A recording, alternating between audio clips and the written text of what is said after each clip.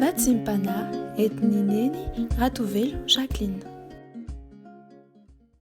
Koa na dia ankehitriny aza ho Jehova miverena amiko amin'ny fonareo rehetra ary amin'ny fifadikanana sy ny fitomaniana ary ny fitarainana. Amen. Ivavaka isika tompoko. Tsy mety mangina ny fomampananay ry tomponay sy mpanjakanay eo anatrehan'ny fitiavanao sy ny famindramponao ka mbola nanomezanao anay indray izao tombonandro vaovao zao hiatrehanay ny voninahitrao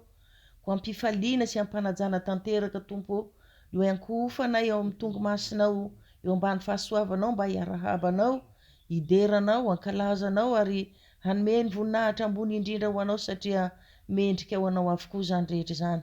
Makasitraka ihany koa tompo satria mbola tianao ihany koa izahay iaona sy hivavaka aminao eto ankehitriny, andre koa ny teny maminao mampianatra anay rehetra amin'izay lala marina tokony hizoranay araka ny sitraponao satria tsy tianao tokoa izay andeha any amin'ny fahamaizinana fa naradianao mandrakariva ianao ilay fahazavana izao tontolo izao.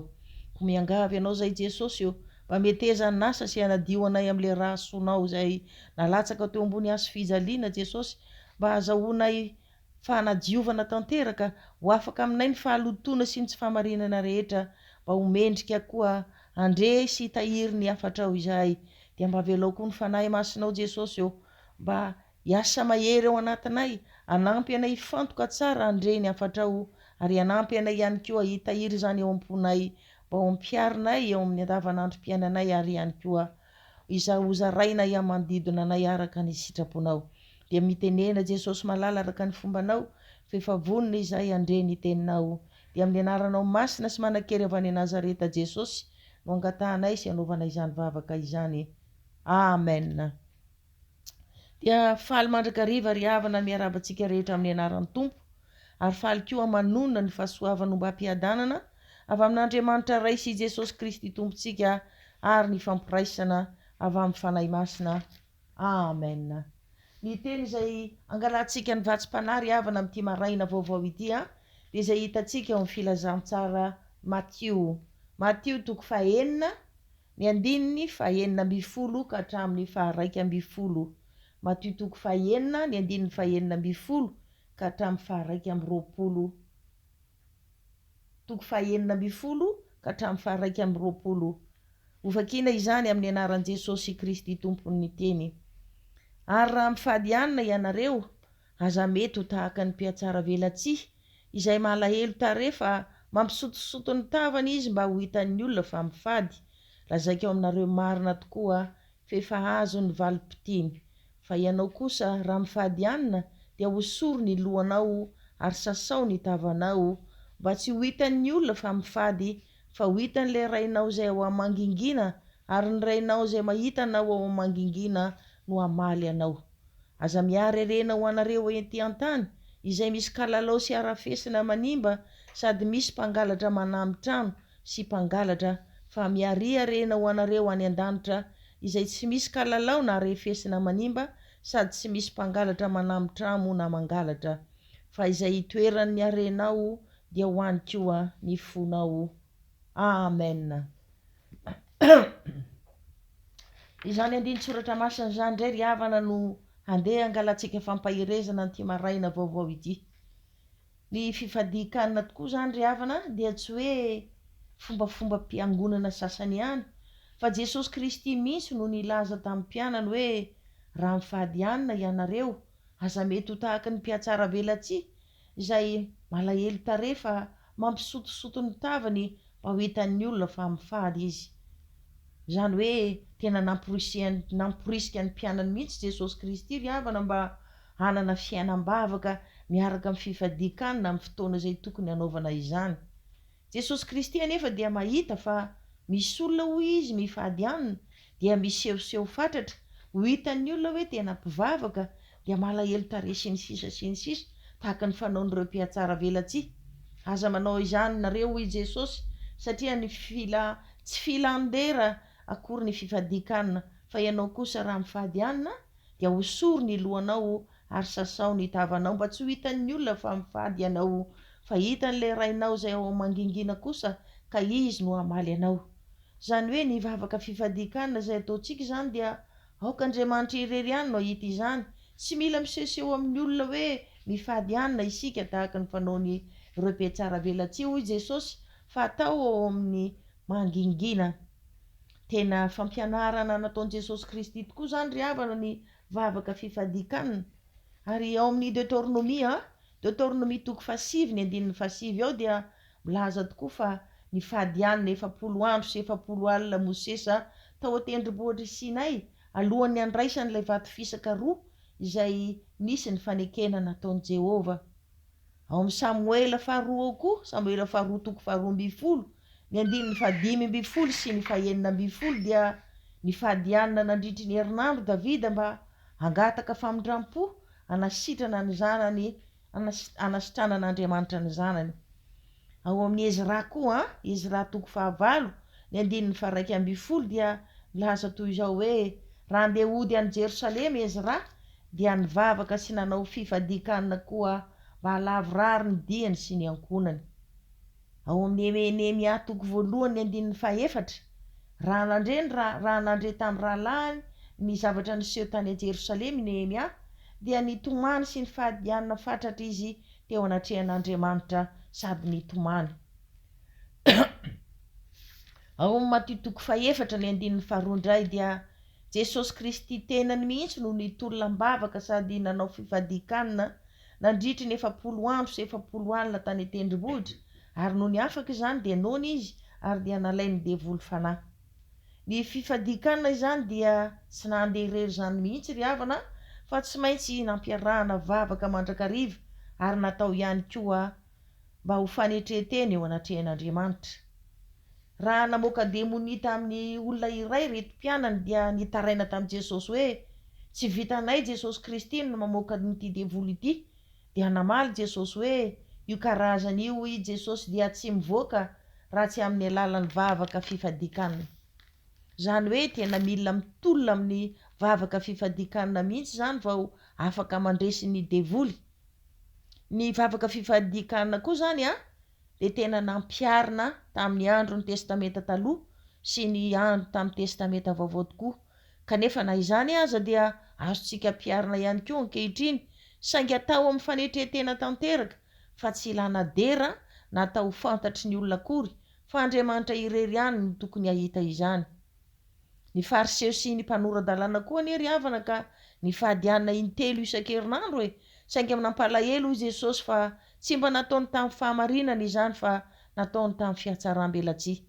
Isika kosa raha tena misy mahatery atsika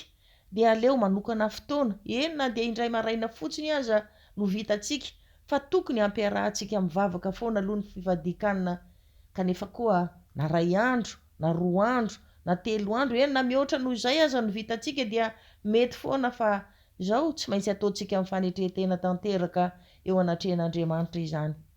Ary Andriamanitra izay mahita antsika any mangingina no iaino sy hamaly antsika amin'izay rehetra mahatery antsika. Ny vavaka fifadikanina dia sady fanetretena eo anatrehan'Andriamanitra no azo lazaina ihany koa hoe fomba iray ho fampaherezana ny tenantsika raha sendra ny fahaterena isika. Ny mponina ray manontolo tao Ninive dia nanomboka hatrany amin'ny lehibe indrindra ka hatrany amin'ny kely indrindra, hatramin'ny mpanjaka aza moa dia niala teo amin'ny seza fiandrianany mihitsy, nifady anina, nanao vavaka fifonana teo anatrehan'Andriamanitra, dia nangoraka ny tompoka dia tsy niantra tamin'ny Ninive ny fitsarana tokony hiantra tamin'Andriamanitra. Zany ry havana ny vokatry ny vavaka fifadikanina. Eo amin'ny 7:20 indray dia milaza ny tenin'Andriamanitra hoe aza miary arena ho anareo ety an-tany izay misy kalalao sy arefesina manimba, sady misy mpangalatra manamby trano sy mpangalatra ho ny tenin'Andriamanitra, fa miary arena ho anareo any an-danitra izay tsy misy kalalao na arefesina na mpangalatra koa, fa izay toerany arenao ho Jesosy dia any koa ny fonao. Tena marina tokoa ry havana fa nafiry ny abezaky ny arentsika dia tsy tena arena akory ireny, fa ny tena arena ho Jesosy dia ny arena ny an-danitra. Ao Matteo toko 7:20 ny 1:9 dia azafady dia nanontany an Jesosy Kristy ilay mpianatra lehilahy mpanan-karena hoe mpampianatra inona no ataoko mba azahoako mandova ny lanitra? dia namaly azy Jesosy hoe raha tia ho tanteraka ianao mandehana amin'ny dio ny fanananao ka omeo ny malahelo dia avia manaraka izany hoe raha tena te-hanana rakitra any an-danitra zany isika dia mila miantra sy mila miantra ny malahelo aloha sady manaraka an' Jesosy Kristy koa fa raha manao asa fiantrana fotsiny isika kanefa tsy manaraka an' Jesosy Kristy marina aloha fa tena tsara ny miantra saingy tsy miara rena ho any an-danitra izany isika satria tsy hoany isika raha tsy manaraka an' Jesosy Kristy ry havana koa raha nilaza ny tamin'nympianan'i Jesosy Kristy hoe miarena rena ho anareo any an-danitra dia satria ireo mpianatra ireo efa mahalala tsara hoe ny Andriamanitra rainy a no any an-danitra ka any no andefasan'ny areny ety an-tany fa zay olona kosa tsy manana ilay Andriamanitra ray any an-danitra dia tsy andefa ny areny ho any an-danitra mihitsy fa ho tehiriziny ao aminy ny areny ho an'ny kalalao sy ny mpangalatra eto amin'ity zao tontolo izao ity tsarovy nefa ry havana fa Andriamanitra raintsika izay any an-danitra dia manana fitehirizana azo antoka hitehirizantsika ny arentsika mihoatra noho izay heverintsika hanangonana ny arentsika eto amin'ity zao tontolo izao ity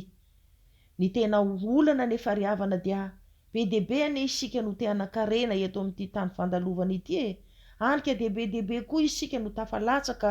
ao anatin'ny fankapanahy manaonao foana izay tsy araka ny sitrapon'Andriamanitra mba azahoana izany arena izany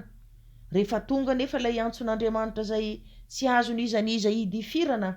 dia tsarovy ry havana fa ny lamba hifinosantsika fotsiny ihany no manaraka atsika hatrao am-pasana dia izay mety koa isika angamba azo dera sy laza amin'ny olona manodidina atsika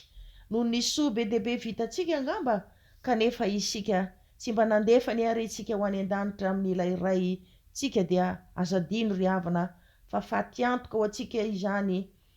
miary arena eto an-tany izany araka ny tenin'Andriamanitra hoe inona moa ny soa azon'ny olona raha mahazo izao rehetra izao izy kanefa hovery ny fanahiny dia mety hiteny koa angamba isika amin'izay fotoana izay hoe dia ahoana nefa no ataoko mba handefasako ny arenako any an-danitra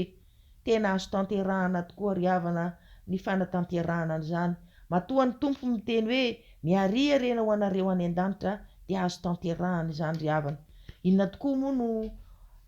ny arena tsy azon'izaniza kitiana ny fanahy izay novonjena tamin'ny fitoriana ny filazantsara izany no tena rena ry havana ary zany anie no nahatonga ny tompo miteny hoe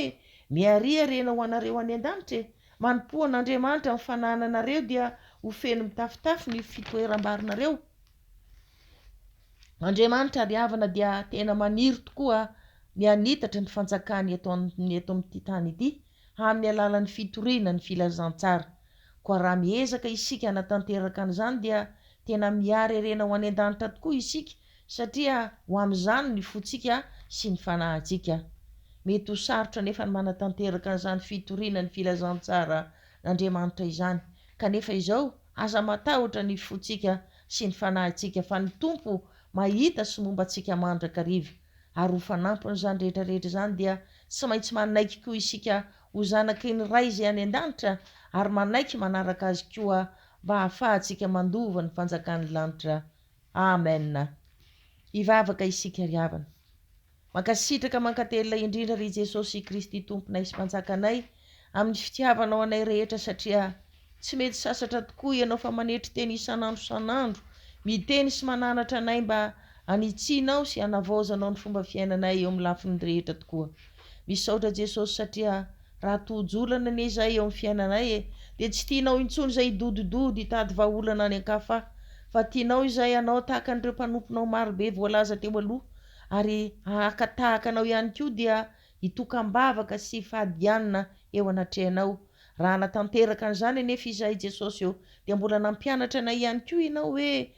tokony ataonay amin'ny fanetretena tanteraka eo anatrehanao ny vavaka fifadikana ary tsy atao amin'ny firerehana sy fisesehoana amin'ny olona manodidina anay fa tokony ianao Andriamanitra irery ihany no ahita izany ary dia iaino sy hamaly anay tokoa ianao azahoanay valim-bavaka nampianatra anay koa ianao Jesosy malala mba tsy ho diso hevitra izay ka andeha hanaonao foana tsy araka ny sitraponao mba azahoanay arena izay areniny tany ihany koa ka ho laniny kalalao sy arefesina ary mpangalatra tsy mahasoa izany ho ianao fa leo miary arena ho anareo any an-danitra zay arena tsy azo nizanizakitiana dia ny fanahy novonjena tamin'ny fitoriana ny filazantsara. Ko mba ampio zay Jesosy malala amin'ny alalan'ny fanahinao masina, satria mianjaanja eo anatrehanao tokoa anie Jesosy fa tena maniry tokoa zay ray maniry mba ho isan'ireo zay anitatra ny fanjakanao ety an-tany amin'ny alalan'ny fitoriana ny filazantsaranao. Kanefa hitanao ihany koa Jesosy ireo sakatsakana maro be eo anoloananay, mitady hamingana anay sy hahafahanay manatanteraka ny fanirianao. Mino sy matoky anefa zay Jesosy eo fa Andriamanitra mahery ianao, Andriamanitra manana ny fahefana feno hatrany an-danitrany, ka dia tsy maintsy ataonao tokoa ho mpandresy foana izahay, afaka hitory ankalalahana ny filazantsaranao izay arena ho anay any an-danitra any tokoa, andovanay ny fanjakan'ny lanitra ao mandrakizay miaraka aminao Jesosy malala. Amen. Raiso ny tso-dranomasina avy amin'Andriamanitra ray isika ry havana.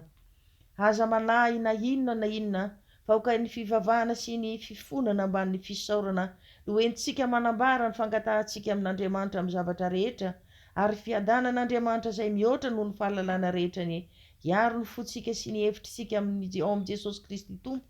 mba hahafahantsika miary arena ho any an-danitra amin'ny alalan'ny fitoriana ny filazantsara. Ho tanteraka tokoa an'izany amin'ny anaran'ny Ray sy ny Zanaka ary ny Fanahy Masina. Amen. Miary arena ho antsika any an-danitra tokoa ry havana, fa izany no tena arena. Amen.